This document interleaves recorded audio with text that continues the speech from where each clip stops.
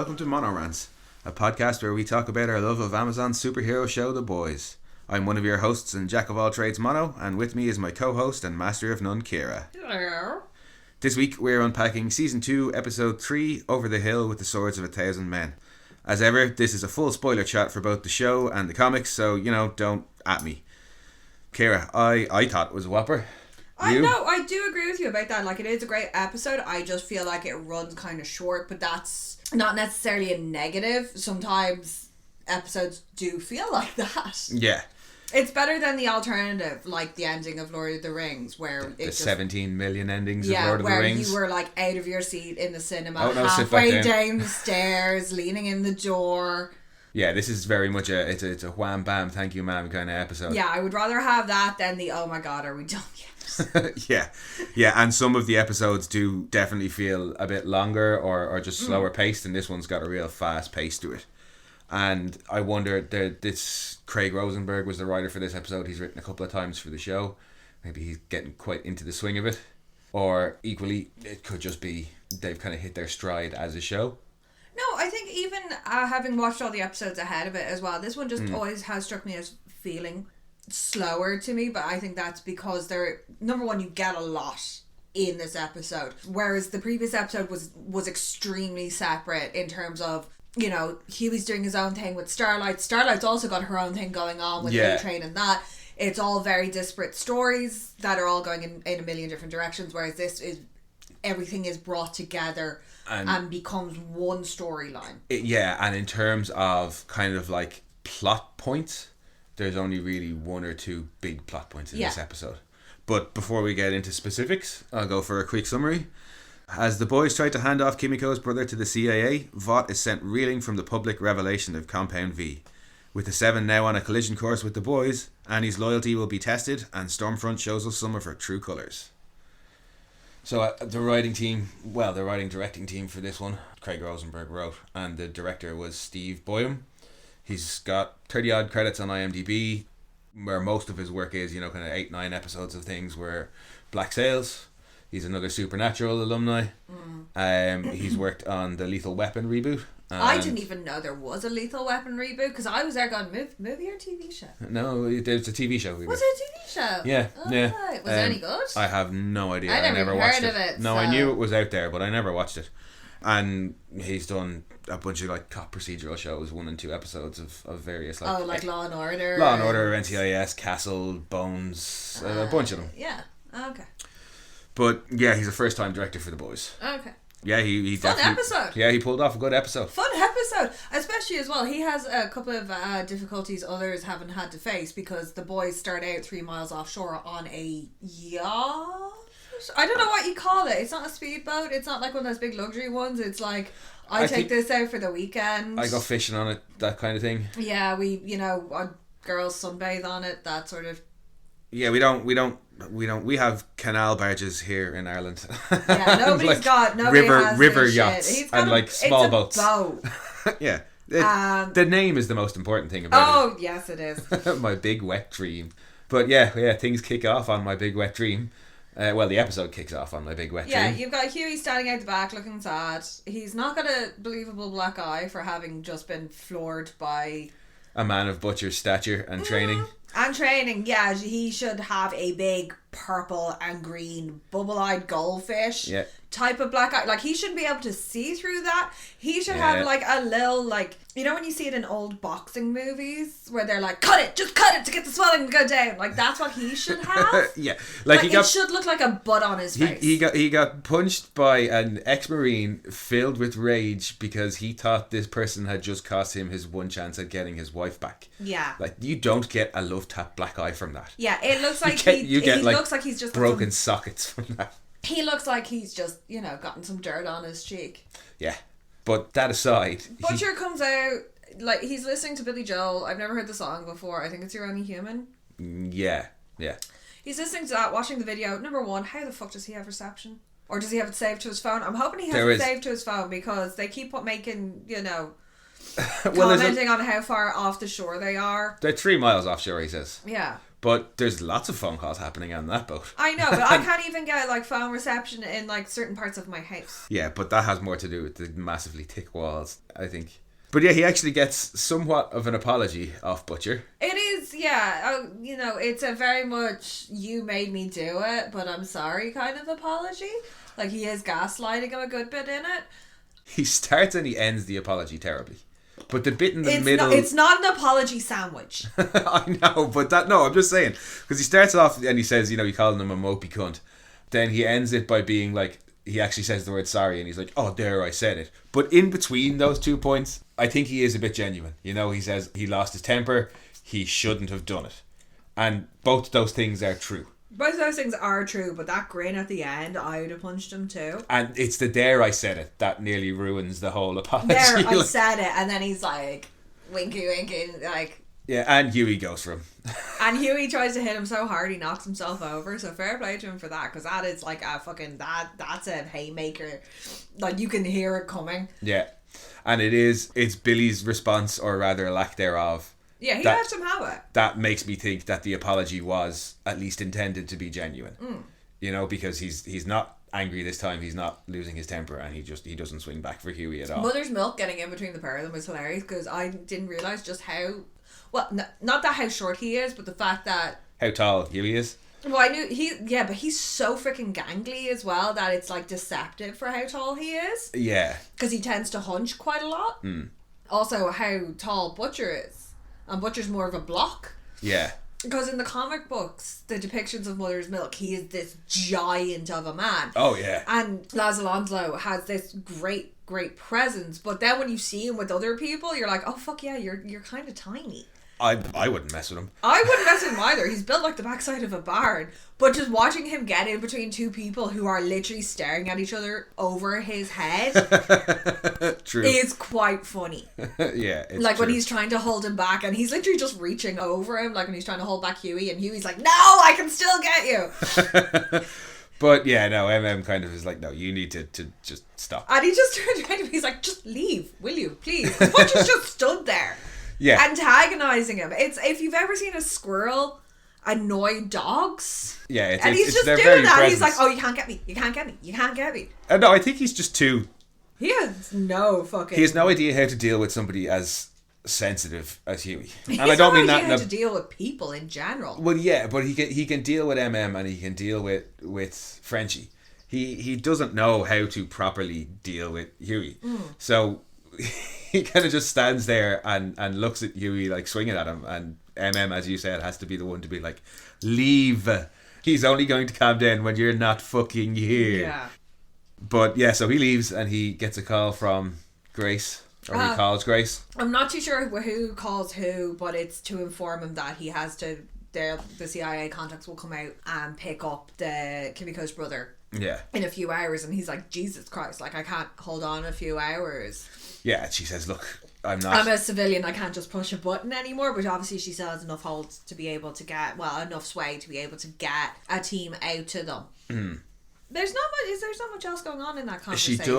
She does. Well, she says there's two important bits that she says. What she says to him about the Kimiko's brother, that the fact that he is Kimiko's brother, is that not going to be a problem? And Butcher's response to that being that, oh well, I'll neutralise her if I have to.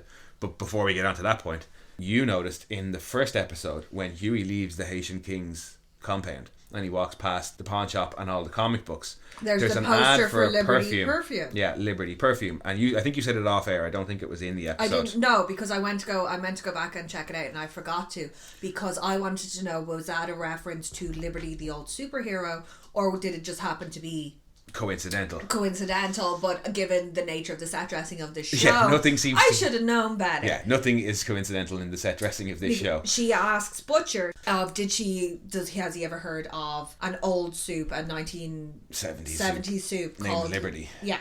And he says no, why? And she says, maybe it's important, maybe not. That's all we get now. But yeah, you picked up on that in the very first episode. There was already a little hint dropped towards her. Yeah, it's just as he leaves the pawn shop, it's up on the wall. But yet the important thing that everybody else hears from the conversation, well, but Frenchie certainly, and Kimiko hear him say that he will neutralise her if he has to. If her allegiance is in question, he'll neutralise her. And he turns around and Frenchie's just stood there like, what? Yeah. And it's just a figure of speech, mate, is what he says. But no, this is Becca here. Becca's on the line. Butcher's gonna do whatever Butcher's got to do to get Becca back. And Kimiko also hears him because she's coming down to go and see her brother and give him some water. So she just like death glares him. And I don't think they've kind of realised just how unkillable Kimiko is. Well, she seems to be fairly, like, I think unless bits of her are removed. Well, but I don't even think Butcher knows. I don't even think Butcher knows because... Was Butcher there when she got stabbed? Nope, it was only Frenchie, and Frenchie may well have told him, but we certainly didn't see Frenchie telling him. And that was recovering from a knife wound. So Butcher's probably thinking, I can pop 2 or 3 in her head. Yeah, but they've already made the point that killing Soups is not easy. If it was, they would have killed more of them by now. Like, look at all the trouble that they went through with fucking Translucent. But have we ever seen Butcher not be over cocky and confident? No. Butcher thinks he can do everything. But yeah, then we see Kimiko go off to talk with her brother. Yeah, and the poor bastard's trussed up like a Thanksgiving turkey. Yeah.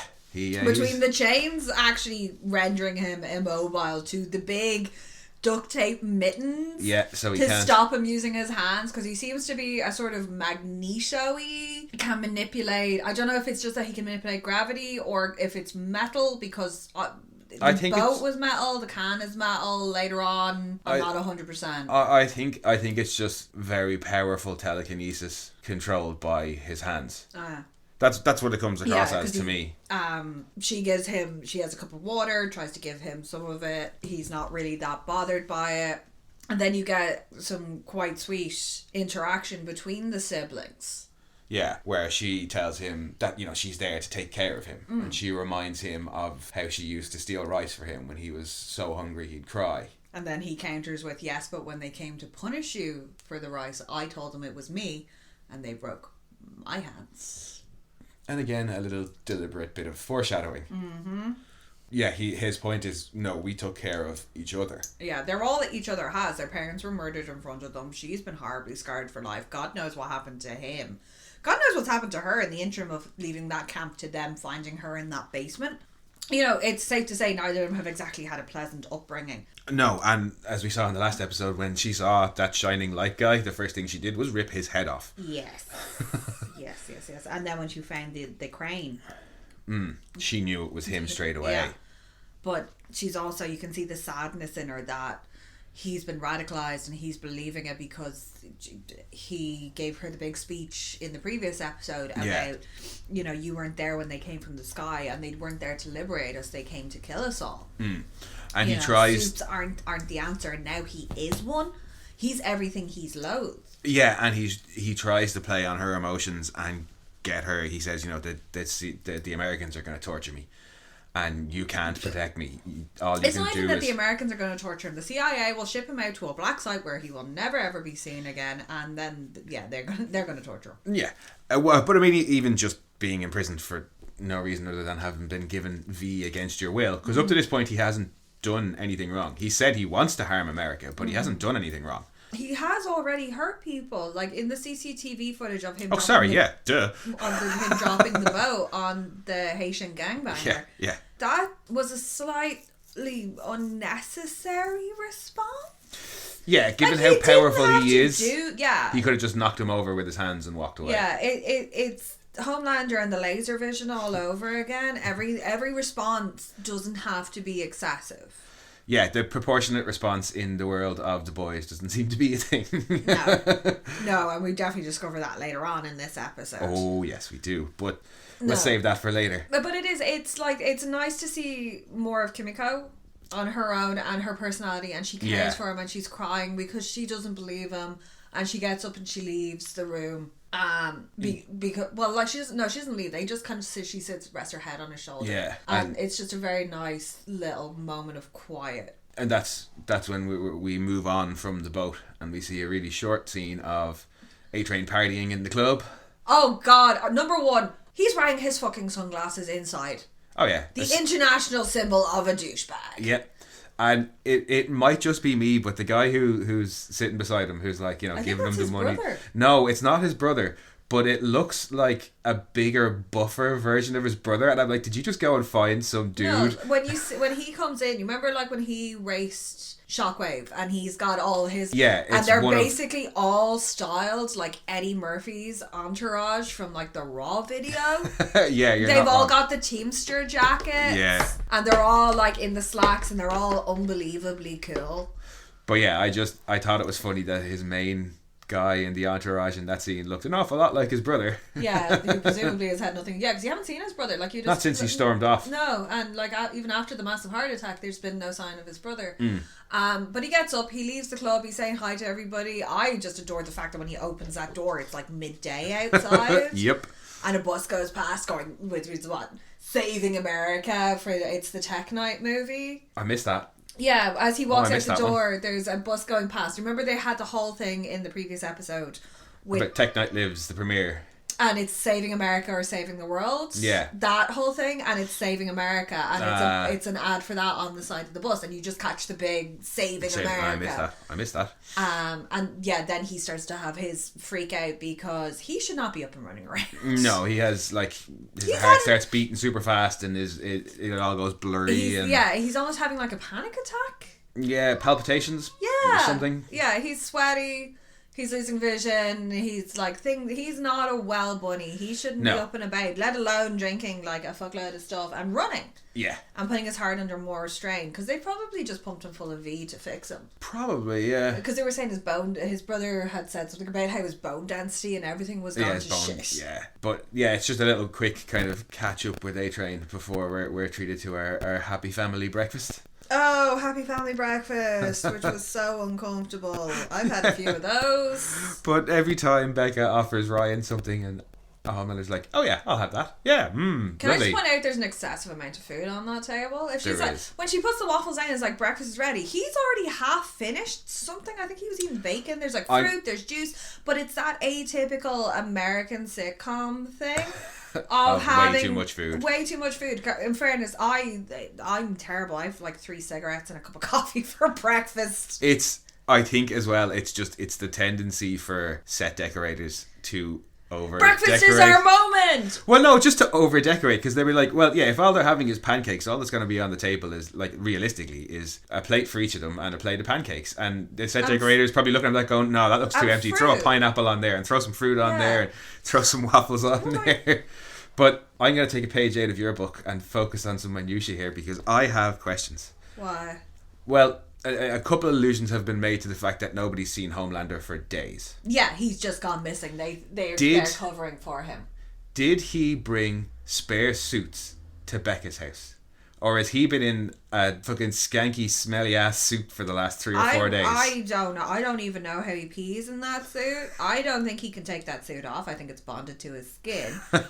Who knows? No, he can. We've seen him at least pull the pants down. Oh, sure. In Stillwell's office. I want to know where he stayed. Well, I'm guessing he's been at that house since. We've had no real indication that he's dumped Butcher. No. Since he had his fight with Stan and he got slapped when down. He stormed off like a petulant child. I think he's been there since then. Oh God, poor Becca. Yeah. Because the strain of just trying to keep him happy, but he spends that entire breakfast undermining her. Also, more of his weird fucking milk stuff. Station. Like, he's literally... I'm surprised he didn't rate it on mouthfeel. Because he takes a sip and he is like swirling it around and savouring it like people do when they go to wine tastings. Yeah. And then the way he licks his lip at the end is so fucking creepy. Yeah.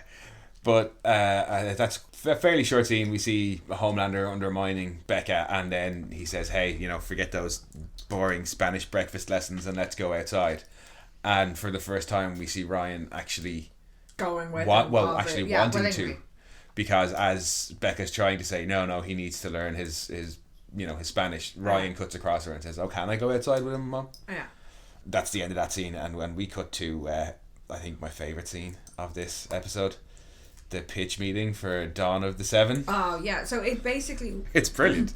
The first half of this episode is where's everybody right now? Yeah. So the boys are off on a boat, freaking out. Yeah. Homelander's terrorising Becca. Yeah. Then you've got the rest of the 7. A-Train's off in a club somewhere dying. But he's shown up by the time of the pitch meeting. Yeah, he's gone to this pitch meeting where it's some director. He's got his storyboards. He's doing the thing. Oh, he's so enthusiastic. He's so enthusiastic. About everything. Hans Zimmer. The Hans Zimmer bit was great, and the Lin-Manuel Miranda Hamilton bit as well. Hamilton. Everybody loves Hamilton. I love that. It's like, what are you going to do with Charlie? Because they're basically pitching this whole thing, which is Dawn of the 7, which is going to be like the origin movie of the 7. They're trying to launch an almost MCU style. Well, they have the VCU already. Yeah, they have the VCU, and they have Vodify, and they have Vought Plus, which is their streaming service. Yeah, but we've like across the series up to this point, we've seen posters for, or we've heard people talk about films. A Deep film, at least one translucent film, a Black Noir film, Citizen Starlight film, upcoming. Homelander says to Ryan he's been in 3 or 4 films, so much like the MCU, they all had their individual outings, and now it's time for the team up movie. Yeah, this is like fucking Justice League Assemble, or it's both Avengers Assemble and Justice League crammed together. Sorry, I mashed the 2 of them together, which has become Dawn of the 7. That's what they're doing. Yeah. But it's so cheesy and he's so into it, and Homelander's not there, and Ashley stood behind his chair loving every moment of it, giving it the most and being like, that is incredible, and the rest of them are just sitting there looking kind of bored. What's really, really nice is during that whole pitch, Maeve turns around, looks at A-Train, who's like sweaty. Yes. And not in like a good, I've just been working out way, in a I'm sick. Yeah. Like, don't touch me, my sweat will burn you kind of way. Yeah. Like, he just not look right. And she actually expresses concern. Like, she may not like him, but she actually turns around to him and goes, you look like shit. Are you okay? Yeah. Whereas before she would have just been like, you look like shit, and left it. But now she's actually expressed concern. Or not said anything at all. Yeah, but she's actually expressing mean. concern for him as well. Yeah, I'm glad you picked up on that, because I was going to say it as well, that it comes across as, she doesn't phrase it nicely, but it comes from a place of genuine concern. You've just had a heart attack. I know that, we've worked together for the last couple of years, and you don't look too good, is definitely how I took it. Yeah, she's actually, I think having Annie around has made her realise that she doesn't have to be the bitch. Yeah. All the time, like she had said to Annie, the bitch role was fulfilled. Yeah. You don't have to always be like that. So I think she's starting to realise as well, with everything that's going on with Elena being sick and her not being allowed to be herself. She's remade some human connections. Yeah. So this is all going on. He's giving his speech. There's like no real kind of notes or anything like that until they get he says, what do you guys think? And Stormfront has notes.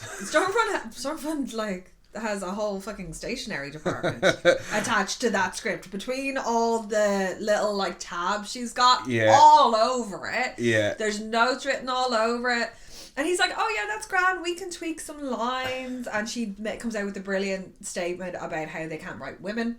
I'll get the audio grab for that. Don't you worry. You write all women as either unknowable Hitchcock bitches or Michael Bay fuck dolls. I mean, I get that a lifetime of jerking off to Transformers didn't exactly make you popular with the ladies, but a little effort would be nice. You know what I'm saying? It's very, very true, and it's very much a trope within superhero films that the female characters are either Hitchcockian, like, punching bags, or Michael Bay bitches, or Michael Bay fuck dolls. I love his response, though. His defense. It's like, hey, I have sisters. Yeah, that doesn't make it better, dude. That's like the I have black friends. Yeah. I'm not racist, I have black friends. Like, no, it doesn't matter. You can still be an asshole. Yeah, unless you, actively talk to them about their experiences. And, try and understand things from their perspective. How the fuck are you going to know how to write like women or write for realistic women? I do love it, though, because Ashley's about to rip her a new one when she gets... She's like, Homelander loves the script. Yeah, she's about to, rip her a whole new one when she gets this message on her iPad or phone, whatever the fuck that thing is. And she's like, right, whatever, continue what you're doing, and just leaves. Well, attempts to leave. Oh. Gets stuck at the big door. Somebody open this, please! I do. I have to say, I really like how that kind of revelation is done. So she runs out all panicked, and she runs up to Edgar. Yeah.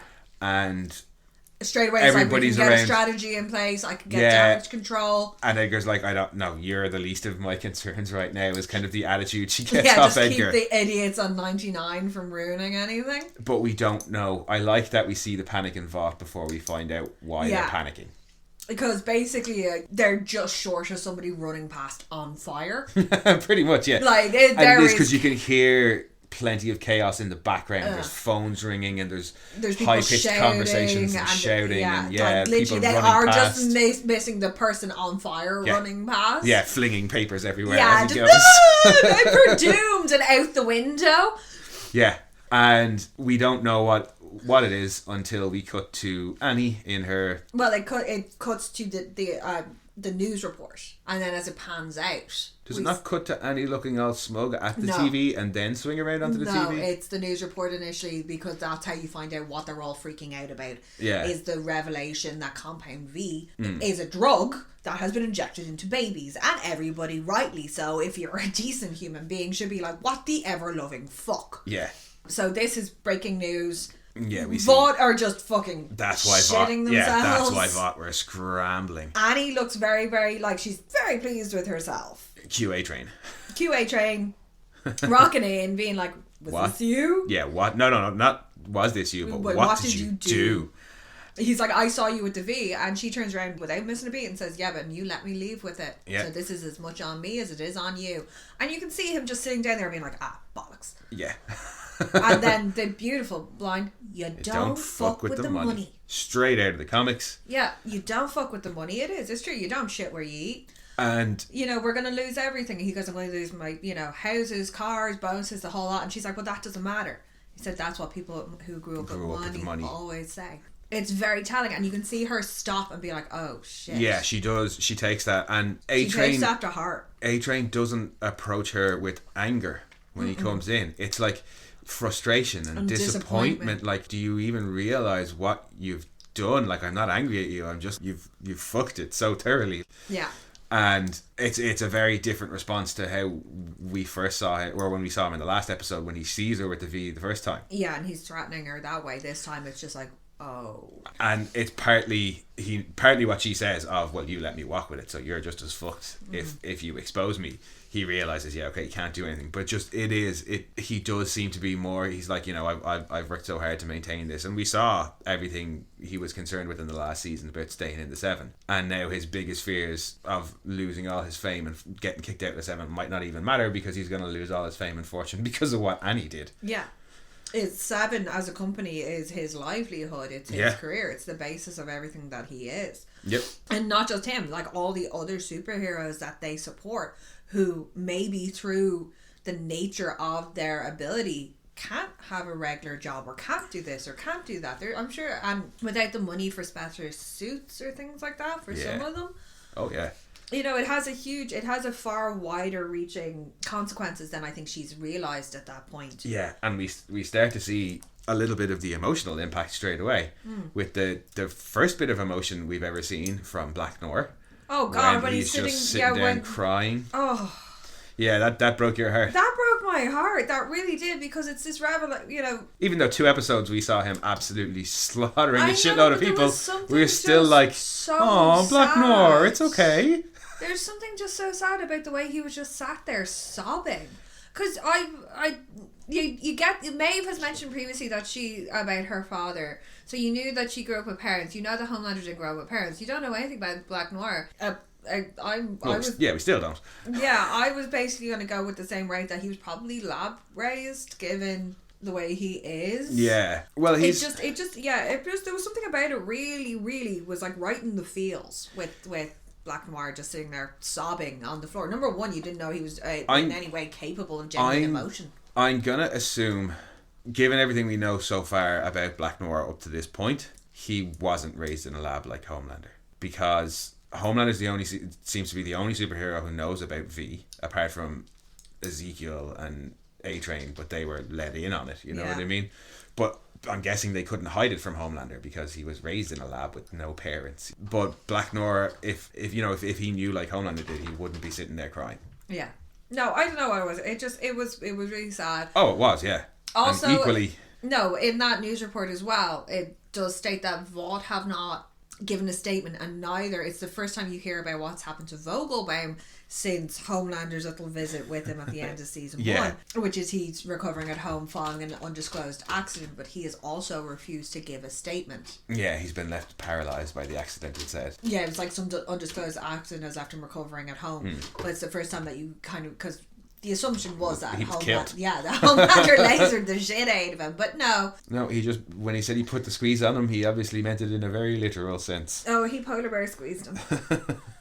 Yeah, but we also hear from the Deep, following on from the Revelation, and his story about, you know, his origins and when he got his powers. That's also heartbreaking. Oh God, yeah, and about he's being 9 years old and hearing all these creatures just constantly screaming for their life and for hearing release. the goldfish begging for their freedom, and then he was saying it started happening more and more. That, you know, aquarium and Red Lobster and the screams in Red Lobster. And yeah, that'd fuck you up. That'd fuck up. That alone would fuck you up. Never mind having the gills and constantly being bullied for it or anything like that. Just constantly hearing the screams of and it makes more sense then as well, his affinity. You know, when he's talking about like dolphins having regional accents and later on when he's so upset about Lucy. Well, yeah, it makes total sense. He's been able to hear these. Yeah, he can talk to them, and he's like, Deep's not necessarily a good bad guy. He's an idiot. Oh yeah, he's definitely an idiot. But he's a good guy, and he cares for them because he can actually understand them and he understands their plight. But his whole story about, you know, thinking he was going crazy and no one else could hear them and he could hear them. And Eagle the Archer is like, oh yeah, I sympathise with you, man. And he's quite right. He's like, no, you can't. You shoot a bow and fucking arrow. I have gills and can talk to fish. Yeah, We're not on the same level. Yeah. You fucking nut job. And he's like, oh, okay, well then we'll just recite the 15 commandments. He's like, no, I'm sick of your freaky, scary shit. I'm out of here. Pizza. That, I think, it's the next scene. It's a scene later when he has that. All we get from him is his story about his story, and it kind of ends when he says, you know, it could have been different. And that's it. That conversation he has with Eagle the Archer is a bit later on, and Carol bursts in and tells him to go off and be a superhero. You've also got the news, this breaking news being watched on the boat as well. Yeah, that's what follows on from Deep's confessional. With Huey leaving a voicemail for Annie going, oh my God, is this you? Did we do it? Yeah.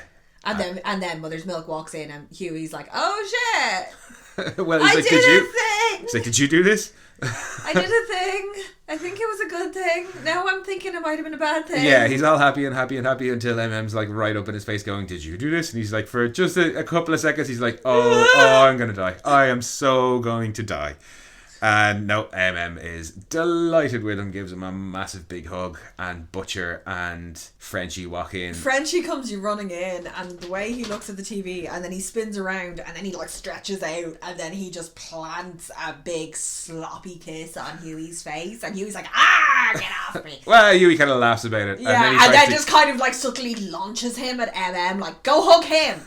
And MM's in the corner like fighting him off, like slap hands. Like, no, get away from me. And all Butcher can manage is a nice one. I just love the way Frenchie calls him Petit Huey. Yeah. He's like, you did this. But it's nice to see in that scene. It's one that I know I banged on about it an awful lot about Huey not getting the support from the boys. Yeah.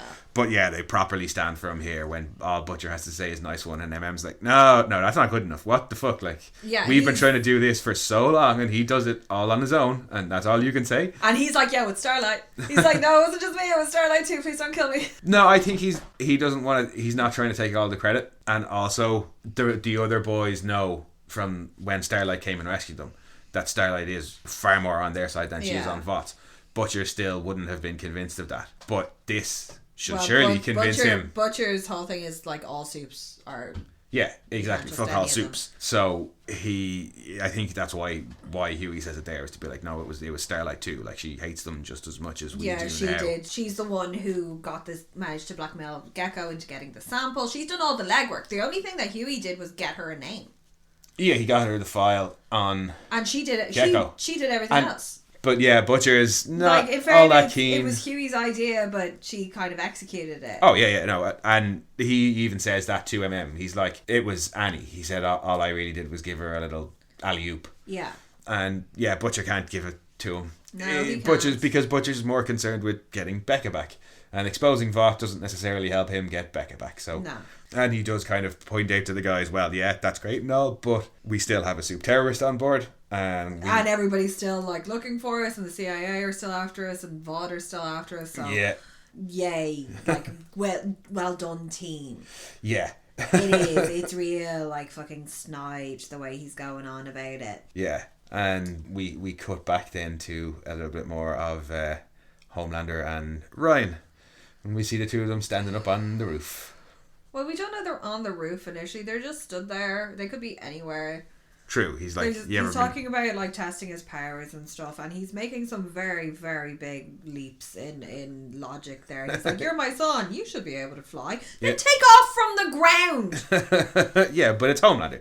He's like... I think he thinks he needs to, like, shock Ryan into it. That, like, if he could take off from the ground, he'd have done it already, in the same way that he would be able to throw a ball really hard. Yeah, but in fairness, nobody's told him that he has superpowers. No. Like, in fairness, you don't go around as a normal person being like, I wonder if I can fly. Oh, yeah, I know, but I think... Plus, it's Homelander. He has to be fucking, dramatic about it. But, yeah, he's like, oh, we're flying, jump off the roof. And he's like, I don't yeah, Ryan's really like, I don't want to... And calls him Dad for the first time. Like, Dad, don't make me do it. Yeah, like, he's really scared. He doesn't know he is. He's terrified. And Homelander's like, oh, buddy, you called me Dad. And then pushes him off the roof. It's not even the push. It's the fact that he goes, pat, shove. Push, yeah. And he doesn't push him so much as he hurls him face down into the ground. That's not a push. Yeah, okay. It's more than a push. It's not a gentle coaxing. Like, it is. I don't know. I still don't know if it was supposed to be funny or not, but I found it fucking funny. It, like, the fall... It's because... The concept and the fall is hilarious, but that kid hits the ground face first. Oh, yeah, he hits it like a ton of bricks, but like, it's just the... Yeah. I think it's just the oh, buddy, you called me Dad. Now I'm going to push you off a building. Yeah, and then he's just stood there. The way it's all Homelander's responses to it. It's between the push, the scream, the splat. And then he's just stood there being like, oh, yeah, that didn't work. And he's looking around all like indignant, like, well, what do I do now? Yeah, I suppose. And he just kind of, Becca comes tearing it out of the house. Obviously. Because presumably she's just seen her child going, past the window. Yeah. Hilariously. And he just kind of saunters down. He just floats down and is like, he's fine, don't coddle him, he'll be grand, he's my son, there's not even a scratch on him. Yeah, and you're raising him to be a pussy. Yeah. Yeah, there's nothing wrong with that, mate. Yeah, and Ryan wakes up and he's fine. He's not breathing. Like, well, that's the thing, he's not breathing. He's out for a bit. And then he just kind of springs back to consciousness and there's nothing wrong with him. So he does seem to have at least some super strength in that. He was that was a big drop. Yeah, he was. Oh, he's not out, dead. He's still a kid, yeah. But a normal kid, if pushed off that height, wouldn't have survived some quite kids so are made well. Out of flubber. Okay. Some kids are made out of flubber. But this leads to a bit of obviously leads to a bit of a confrontation between Homelander and Becca.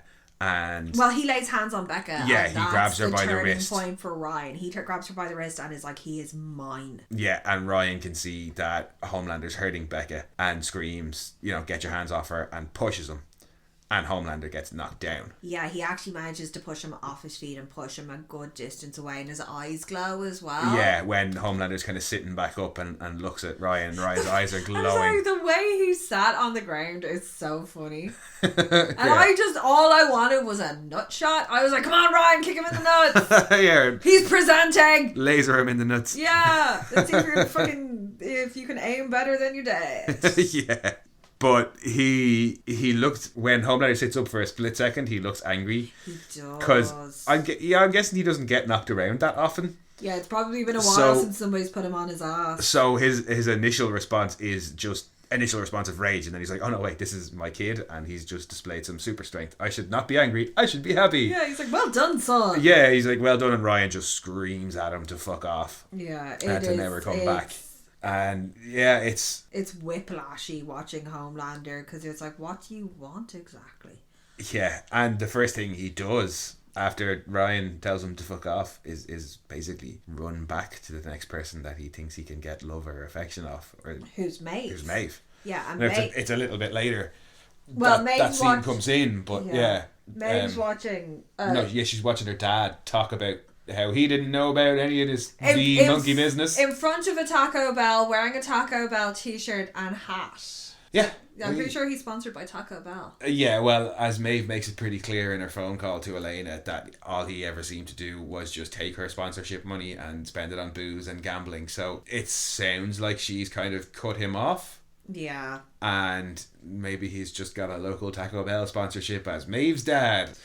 Yeah, she's on the phone to Elena being like, this is bullshit, he's lying, they all knew. And Elena's very rightly says, well, they've lied to you for years, you don't know them anything, this is our out, this is how we can get away from this. Well, no, she says, no, we can't run because you know what'll happen, referencing the conversation she had with Elena about Homelander and the producer from the previous episode. And then, as if to illustrate that point, Homelander pretty much shows up immediately. And he stood there with the gloves in hand, looking very kind of whipped. Yeah. Crestfallen. Morose. Yeah, he thought things were going great with Ryan. You know, he put him to bed the night before. He'd even been called dad, and then he's gone and fucked it up. And, it just seems like the first thing he tries to do is run to somewhere he thinks he can get love and affection. And when he comes up to Maeve, he's like, oh, you're the person I've known the longest and the person I've known the best around here, and I'm always going to be there for you. And he starts putting on this kind of emotional ploy and crying and being like, oh, life, and he's patting her hand really aggressively, and she's sat there being kind of like, okay, where's we going with this? And then as quick as anything he goes, who's Elena? Yeah. And lucky for her, she's able to use... Oh, she's an old friend. Well, she says she gets that out really quick, and Homelander doesn't buy it because he's like, since when do you have friends? And luckily she's got an excuse because she says she needs to vent about all this bullshit. And he's like, well, what bullshit? She's like, have you not Where heard? Have you been? Yeah, where the fuck have you been? Cue him storming off. But he storms off. But I think we skipped over there. There's a small scene in between those where Frenchie goes to see Kimiko's brother. Oh yeah, sorry, because it's all the revelation stuff about V does interlink, and you're getting a number of different reactions to it. The most telling being the one in Stan Edgar's office, which happens after that, which is brilliant. Yeah, that is a bit later on in the episode, but they're very, very important. Very short but very, very important sequence happens back on the boat with Frenchie and Kimiko's brother. Yeah, he goes to see him to... Essentially, he wants to learn the sign language that he uses, that Kimiko and Kenji, I think, is what his name is actually supposed to be. But Frenchie wants to learn the sign language so he can communicate with Kimiko. And we get a nice little bit of Kimiko backstory from Kenji as well there. Oh, about how she hasn't spoken since the day her parents were murdered. Yeah, and they were taken. And they developed this sign language as basically a way to survive and get through it. And Frenchie's like trying to butter him up with cheesy puffs. Cheese puffs and knock off Red Bull. And do not... Why would you give a super villain or a superhero or a super whatever a fucking energy drink if you're trying to stop them escaping? Yeah, no, like... That's what you want. Yeah, water would have been fine. Yeah, Kimiko gave him water earlier. What was wrong with that? No. Yep. We're going to give him some knockoff fucking Homelander brand... Turbo Rush is what it's called. Like, why would you give a superhero or a supervillain? Oh, number one, no, did they even need it? But to give them to somebody who's already got like super strength and shit? Yeah, probably not the best idea. No. As it turns out, not the reason why he escapes. No, but still not a good idea. It's not the contents of the can, it's the can itself. I know. Also, why does he leave it up out? Like, because your man's got chains around his wrists, chains around his ankles, he's kind of propped up, he got the big mitteny hands. Yeah, he's got his duct tape mittens. His big mitteny hands going on. And he's like, oh, here's some cheese puffs. And he opens the bag. But, like, what's he going to do? Just, like, smush it between the two mitteny hands and just, like... throw it at his face? Yeah, but he leaves it so far away from him that he couldn't get to it anyway. Yeah, even if he wanted to. It's pointless leaving it in the room, other than... as a means to escape, which has happened before when Huey gave Translucent a glass of water. Yeah, and left him the cup. And he peed into it and threw it on the battery. Yeah, and this time Frenchie leaves Kenji with the energy metal, drink, yeah. and by this point he's managed to like wriggle one finger free or it wear looks it like down he's, like, off the rubbed, chains. Yeah, rubbed a hole through it. And And he's he's got like one finger that he's like. He with one desperately finger. concentrates and uses his finger to bring the can closer to him and tears it open and uses that to cut through the rest of it, and he frees himself. And the next scene where we're back on the boat after the chat between Maeve and Homelander, is the NYPD helicopter showing up. But yeah, the helicopter shows up and says this boat's stolen. And the boys are surprised but not really surprised that Butcher stole the boat. Oh, really? Yeah, you told us that this was a friend of yours. Yeah. Yeah, Butcher tries to give the cop some bullshit excuse. I am the captain of my big wet dream. And I have papers here signed stating that it's a lease. But the thing is, we don't know. We never get any sort of conclusion on that ruse because there's an anchor being launched at his head. Yep. So that could have worked. Yeah, it might also have they're worked. taking numerous photos of them and he comes barreling up from below decks. Kind of wish hadn't pushed Butcher out of the way. That he got the anchor in the back of the head. Yeah, a little bit.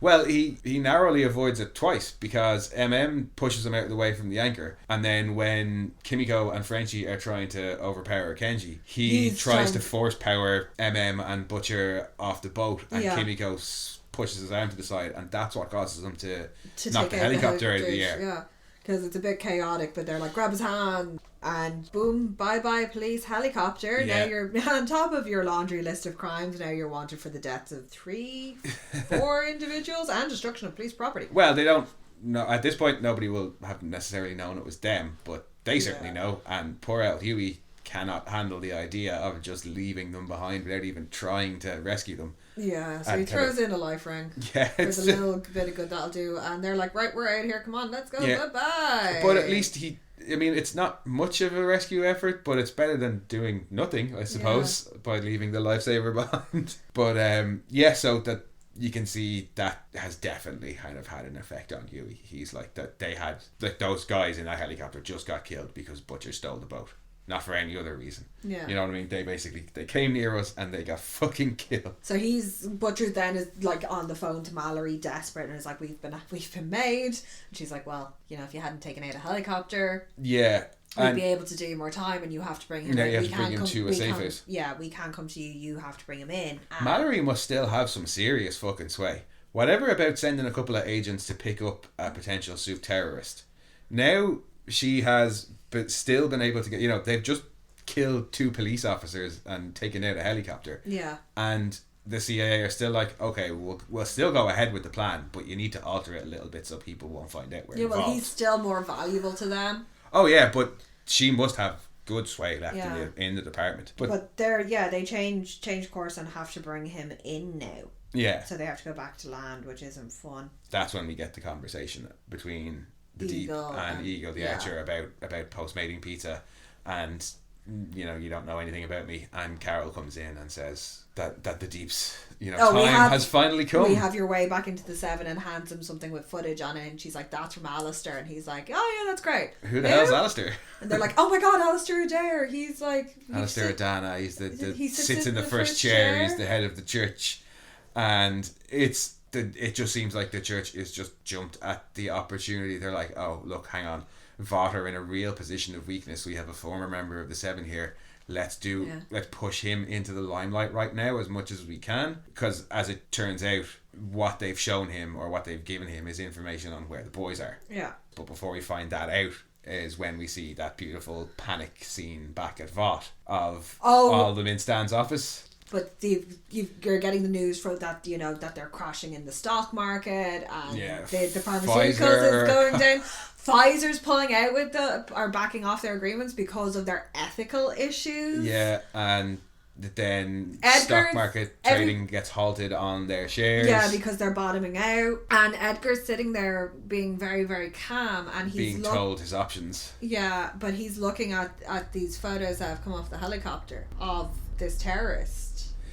Like when they're like, oh, here's your two options: is deny, it's high risk, high reward, and you're fucked if they get called out. Yeah. Or release a statement. Yeah, saying and that he's we like, did know. option 3. Yeah. Then you see him up on 99 addressing the superheroes and being like, and it's such a corporate bullshit address as well. He's like, we're a family and we need to we're do the family this of as a Vought. family. Yeah. And Homelander is there going, actually, no, we don't owe you anything. We're not Vought. Yeah, Homelander tries to capitalize on it and be like, no, Vought have fucked us over. Vought have hidden all this from us. We don't owe you anything. We don't need Vought. We are the superheroes, and has his little fucking... Even though he's the cause of all of this. Oh, yeah, totally. But it's pure Homelander to just try and capitalize on it. Oh, yeah, And he totally gives it the is. whole, companies come and go, but talent is forever. Which tickles Stormfront's fancy. I think Oh, it tickles her taint a little bit. it does, yeah. I think Stormfront's just a little bit like, ooh, hang on, this I might be able to work this into my own agenda, which we still don't know what her agenda is yet. Like, as they're leaving the big 7 conference room, she's like, well, I didn't expect you to be all fuck fight. And he's like, well, maybe you don't know me that well. Yeah. Like, maybe I don't. Yeah. So he says, we're going to go after the super terrorists, not because Vought want us to, but because we're superheroes and that's what superheroes do. Yeah. And also because Homelander doesn't want anybody finding out that he created all the super terrorists. No, he doesn't want that at all either. But it's fun to see because it's also kind of a fuck you to Edgar. Oh, it's definitely a fuck you to for Edgar. how he had spoke to him in the previous episode. Edgar was bang on in that conversation as well, because he said it's only a matter of time before V goes public now. Yeah. And within 2 episodes of that conversation, V's gone public. Yeah. So this is Edgar's option C, which is we're going to change the narrative and we're going to change the news cycle from, yes, this has come out, but it's out there now and we have to stop it. Yeah, exactly. So And there's a lot of spin going on. Yeah, he's going to get the narrative all about the supervillain. But yeah, that leads us back then to the boys and Deep's appearance. Well, we don't see the Deep for straight away, but we do see a lot of dolphins. Friends, dolphins, sharks, whatever. A lot of fins rocking up. Something's knocked the boat a couple of times. Yeah, there's a hole in the boat. It's been scuttled, so they get into the little small one on the back, which is also still quite a nice size. And off they go in the speedboat to try and escape the... Also, I just love the fact that Butcher pulls like some mad high-powered assault rifle out of somewhere and just like starts randomly shooting at the ocean. Yeah, but we get what is probably the most talked about bit of this season. Oh, Lucy. And poor Lucy getting a speedboat rammed clean into her. Yeah, well, number one, they're being chased by an awful lot of marine life. They're heading for a storm drain. Yeah, They're like, there's a storm drain, off. just fucking go for it. And he pulls up as a barricade, but they don't slow down. And his face when he stood up on him and he's all like in the pose. Doing the pose, yeah. And then he realises that they're not stopping and he does his like little hunched up ninja pose. Yeah, like, what are you going to do? Rather than just jumping off the whale, he kind of stands on top of it and like braces for impact. Yeah, and impact does happen. I feel really bad for Huey. He was in the very front of that boat. Yeah, it's one hand, yeah. I could have done without the whale noises. In God. fairness, that was a bit much for my taste. But yeah, no, that kind of sums me up in a T. Ryan getting pushed off the building, fucking hilarious. Whale noises dying, that's a bit too much for me. Yeah, that one hurt. At least the dolphin was quick. But it does lead to a couple of really nice moments, because that's Huey is done now. Do you blame him? No, I say Huey is inside a whale. He's like, everything is fucked. I've lost everything. We've just killed some cops, and now I am inside a whale. Yeah. And he does not want to go anywhere. He's reached his limit. That is it. He is out. And he is going home. You can really see it when he's just like, no, I'm he's the blank talking stare. to Butcher. It's all the blank stare. No, I'm just going to stay here. Yeah, no, I know, it's fine.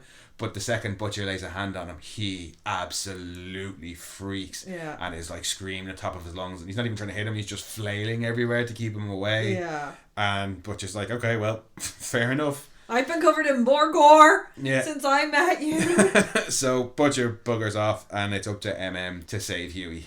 And he just gets in and sits there next to him. Yeah, says, well, look, if you're getting caught, I'm getting caught too. Yeah. And because he knows that's probably the only thing that Huey really has left, but is his sense of morality. Part of the reason that he's so upset right now is because they didn't do anything after the helicopter crash. Yeah. And he knows that Huey, whatever, he's like, I don't care what happens to me, but he won't let something bad happen to the people he cares about. So MM's like, fine, you stay, I stay.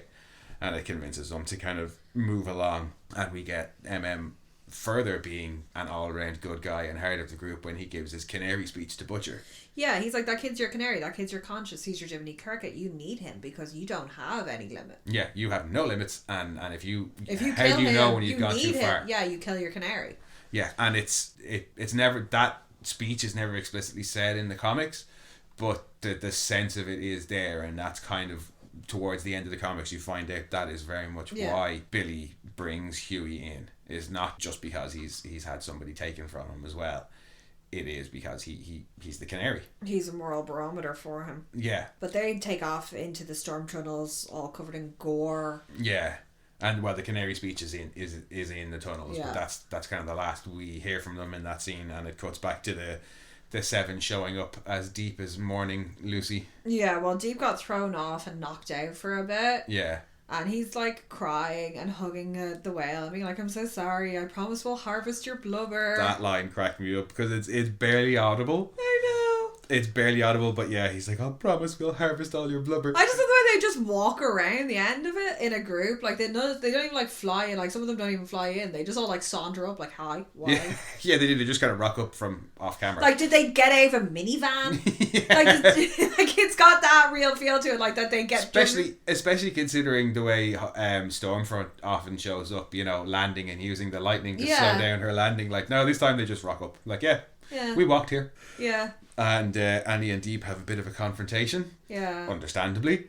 Well, the Homelander, first of all, is like, where are they? And he's like, oh, they killed it and they've taken off. They haven't gone too far. And then he turns around to give his script, his whole response to Annie and about, what is it, finding his light, renewing his light, and you know he knows what he did is unforgivable, and what he did to female people, and this and the other, and it's totally scripted, and he's like, but he actually genuinely believes it as well. Yeah, that's what it's kind of he's such a well-meaning idiot that you know he wants to be able to apologize. Well, I think he wants to be able to genuinely apologize to Starlight. He knows after his like his hallucinogenic tea episode. Between that and the gill banging, he's come to the realization that he can't treat people. Can't treat people like that, and the reason he treated people like that was actually kind of a weird defense mechanism because that was how he was afraid of being treated. He would lash out and hurt people before they had a chance to hurt him. Yeah, but God love him, he doesn't have the vocabulary to properly say. He doesn't have the brain power. To properly say he is just he's sorry. An idiot. He uses the church script for saying he's sorry. He uses the media managed script for saying he's sorry. Which prompts the brilliant line, Stormfront being like, what did you do? Join the Church of Collective. And he's like, I prefer his response. As funny as her line is like, Jesus, you sound like you joined the Church of the Collective. His response of, hey, you girl, easy on the religious persecution, okay? I cracked up at that. And then just turns back around. The way he delivers it is just like, come on, like, hang on. I'm trying to be nice here. But that's the first time that you get an idea that the Church of the Collective is kind of well known outside of its own, or that she seems to always know a lot more about what's going on. Yeah. She knows about the Church of the Collective. None of the rest of them have. He's never heard of it. It seems to be like this really weird, nefarious kind of organisation. Well, yeah, they're Scientology. Yeah, no, I know they are. But for her to make that comment as well just seems to add to this list of weird shit that she seems to know. Yeah, she's got an awful lot of insider knowledge. We find out later as well in the series why she has that insider knowledge. But you're getting all these little like things that she knows more about than anybody else. Yeah. They head off into the tunnels after the apologies. But not before Homelander. Well, he sends them all off and he's like, oh, if you find him, he's mine. And as they're all leaving, that's when they're all out of earshot. That's when he turns around to the Deep and is like, oh, your wetsuit's ripped, cover it up, your gill is showing. It's disgusting. And you do feel for the Deep then, because you're like, oh no, he's just had this like major breakthrough. Yeah. And he thinks... And to be told again by somebody who he respected that it's disgusting. Yeah, and you can really see it. And he's not allowed to go with them either. He still looks at Homelander like the coolest big brother ever, because when Homelander turns around to him after they go, he's like, cool it, you know, just chill back here. You still have a little bit more work to do with the ladies, but you'll be back. And Deep's like, really? I'll be back? And Homelander's like, yeah, whatever, I'm sure.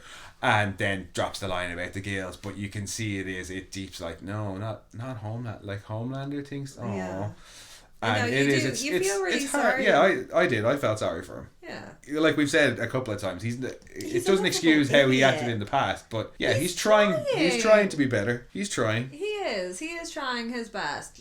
Like, Yeah, and then we finally get a bit of a confrontation between the boys and some members of the Seven in the tunnels. They've all kind of spread out. You've got the conversation going on between and Butcher, but then Huey runs into Starlight's going along being all like glowy eyed to try and see what she's doing, and comes across Huey, who's like, oh, you got my message, and then she blasts. Oh, we never talked about his message. Well, he left. Oh, yeah. Yeah. Well, hey, look, there's so much in this episode. We're not going to cover everything. He basically leaves her a voicemail when he thinks he's going to die, saying that everyone deserves a second chance. No, he basically talks about the Billy Joel video and how he thought second wind. Yeah, and she's his second wind, and it's quite sweet, and he lays it all out there.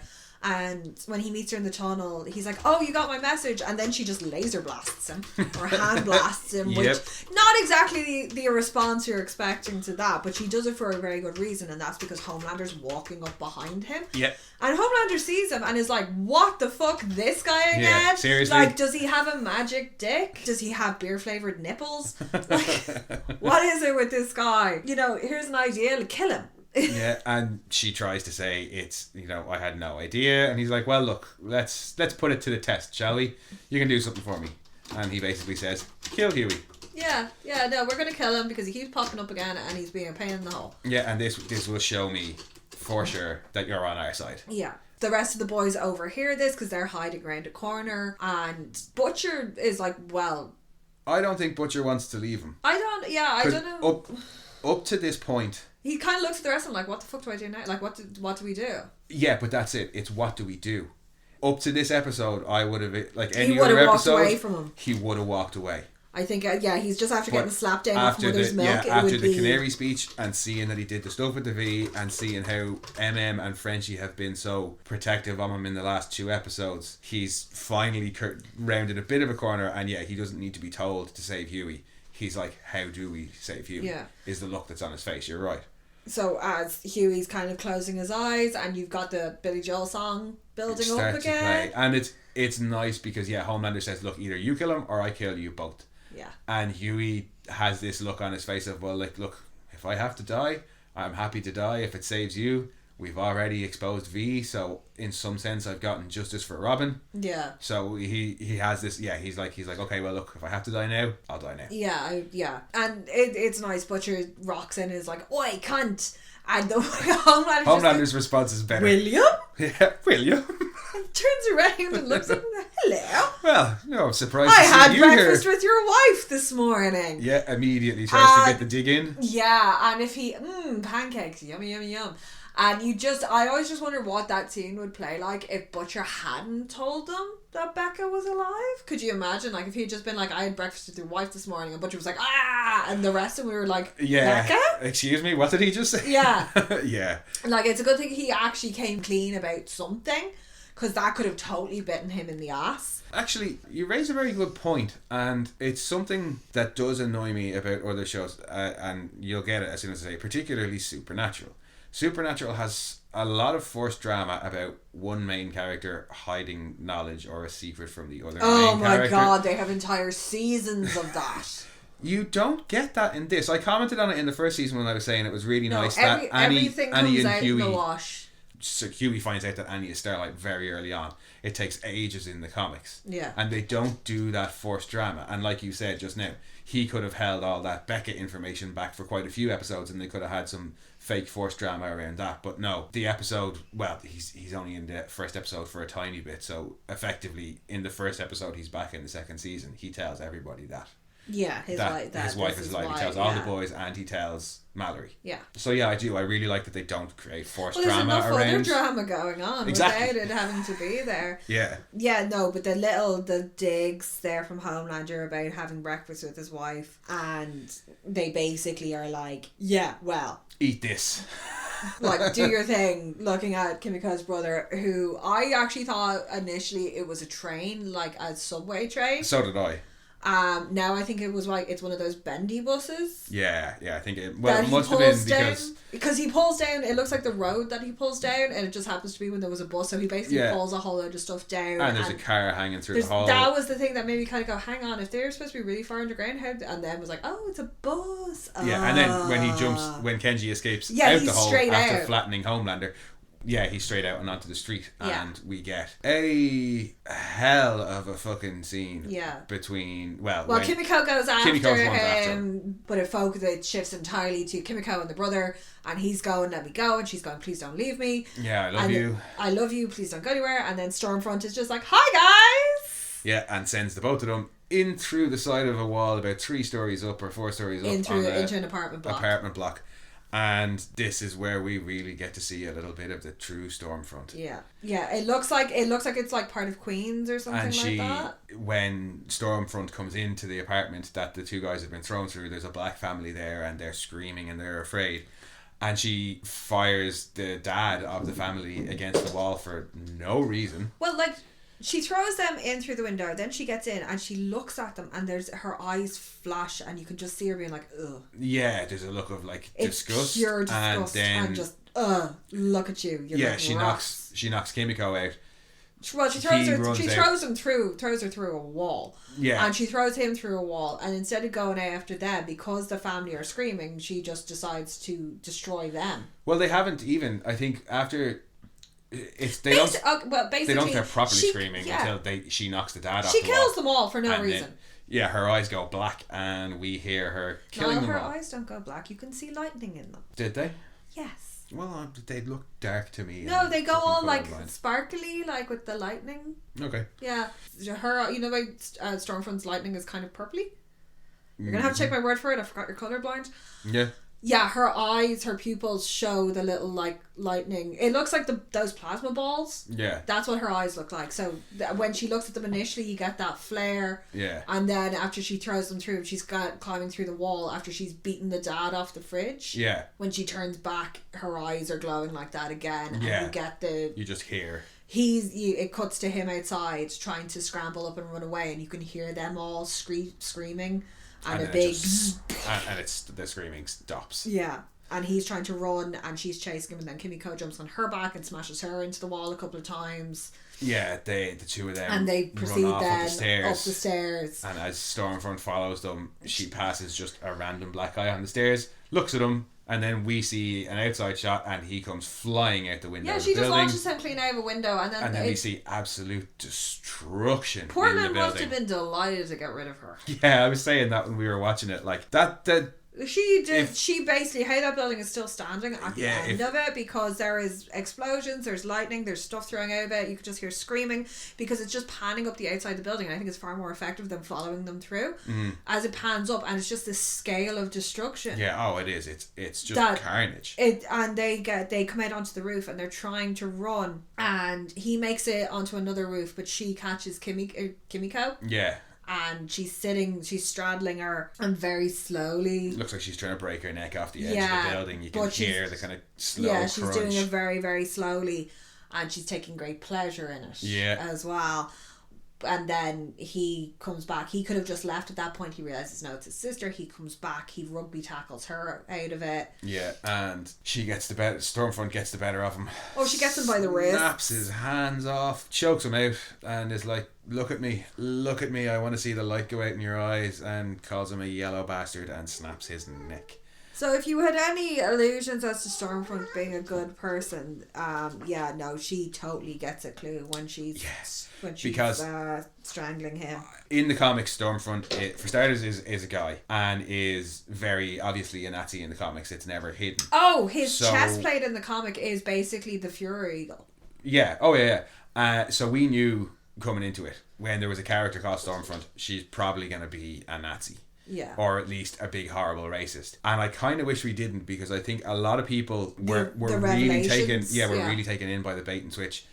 Well, it's not even really a bait and switch, but by this turn in her, because for the first episode and the second episode, well, the first episode she's giving Maeve and Homelander stick. The second episode you see her being all like edgy and cocky and like anti-establishment, and a load of people loved it, and then they saw this episode and were like, whoa, oh no, I don't like her, oh no.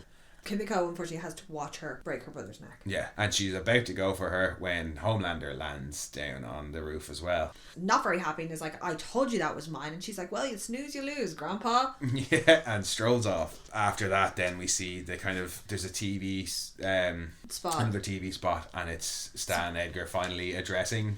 Oh yeah, in front of the backdrop of Samaritans events. Embrace, giving charitable aid to the victims of this terrible super villain attack on a low income housing community. And Homelander is just burning, like he is staring at the back of her head. Yeah. While the rest of them give out aid to these people who they've hurt in the first place. And you get the basically, they go, Madeline Stillwell's dead, so we're going to throw her under the bus and say that it was a rogue group which led by her. Seems like a really flimsy excuse, because, okay, Stan said that they're a pharmaceutical company and V is their number one product. That's true. But the public don't know that. Yeah. As far as the public are concerned, their number one product is superheroes. Yeah. So how could a small rogue group of scientists have created the whole concept of the company and made it so super famous if nobody... It's a weak sauce fucking excuse. Yeah. But I think, again, that just shows how brazen they are, where they're like, no, we can probably get around it. We'll blame Stillwell. We'll blame Vogelbaum or whoever, and we'll just say that I'm a businessman. I'm not a scientist. I couldn't have known anything about this. And that's what Stan says, is he says, I couldn't have known anything about this. No, but then he's also like, well, the superheroes are already out there fighting, so like we can't put it back. And we need them, and proof that we need them is what happened today. And as horrible as it was, it could have been a lot worse. Yeah. And it's just, it's pure, like, you know, tokenism, and it's thoughts and prayers. Yeah. And then Stormfront gets up, and is that Stormfront's official introduction into the Seven? Like, that's her public introduction, in the same way that Starlight got inducted in the first episode at the Vought shareholders meeting. I think that, because he introduces her as the newest, you know, and the person who saved the day today, and the newest member of the Seven is Stormfront. I think that is her public introduction at the aftermath of the fucking massacre that she's just created, and then she has the gall to get up and say that the true heroes are the people that whose lives she's just ruined. Yeah. Oh, it's so despicable. It really is. Oh yeah, it is. She's a horrible person. And the boys are sitting back in their compound with the Haitian Kings, sitting around a couch watching all this unfold on the TV, just seething. Now, I will say Butcher showed remarkable restraint by not turning around to Huey and being like, I told you so. But they do exchange a look of, you were right, and he's like, I know I was, but I wish I wasn't. Yeah, and even kind of towards Kimiko, there's a bit of a... She's so mad. Yeah. That's like now personal vendetta for her. Oh yeah, she just, the sight of Stormfront is going to set her off from now on. But that's where the episode leaves off, and yeah, we're just kind of left with like, well, fuck, everything the boys had. Like, it started off great. V was uncovered. Yeah, they were winning. They had a super terrorist that they were going to hand off to the CIA. They were going to get Becca back, and Vought were about to get taken down because everybody knows about V. Come the end of the episode, super terrorist is dead. Vought seem to have managed to spun stuff around, and yeah, Butcher currently has no way to get his wife back. So yeah, 2 steps forward, 4 steps back. Yeah. Yeah, no, I think I really like this episode. I struggled to find anything that I disliked about it, except for maybe, again, an awful lot of the use of like TV for exposition. Yeah, but it's the kind of episode that it is. You needed those exposition dumps need to be put in somewhere. Well, but also in this episode, it did actually serve the purpose of the story. It wasn't just in there to tell us information. The whole point was, this is how information is being in world disseminated.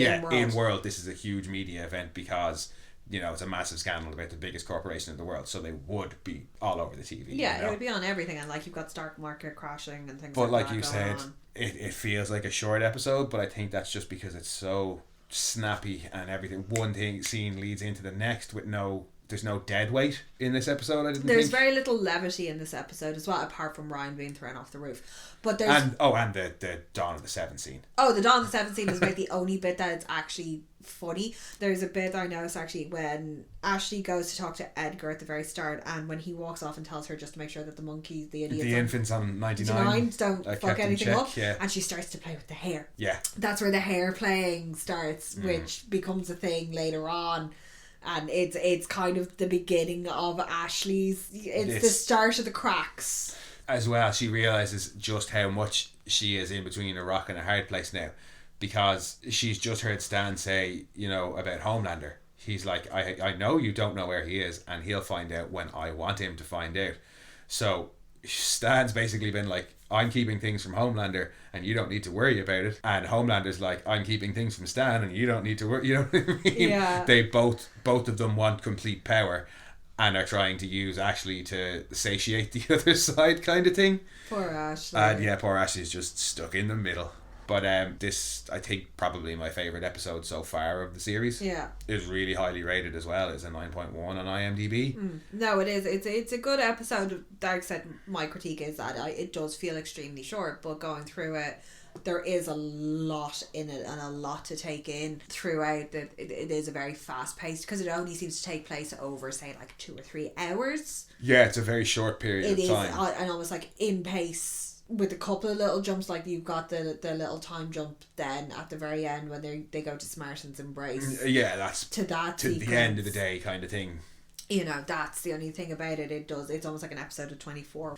But no, enjoyable. It's nice to see like them kind of winning for once. A little bit. At least a little bit. I mean, obviously Kimiko didn't win anything. No. Poor El Kimiko is the worst off at the end of this episode. Well, Kenji's the worst off at the end of this episode. Yeah. But still better than a CIA black site. Yeah, true, I suppose. But I think we should probably leave it there for today. So guys, thank you for joining us. You can follow us on Twitter at rantsmono. You can send us an email to monorantspodcast@gmail.com. Leave us a review on iTunes or Spotify or Apple or wherever you get your podcasts. And we will be back next week with Season 2, Episode 4. Bye bye.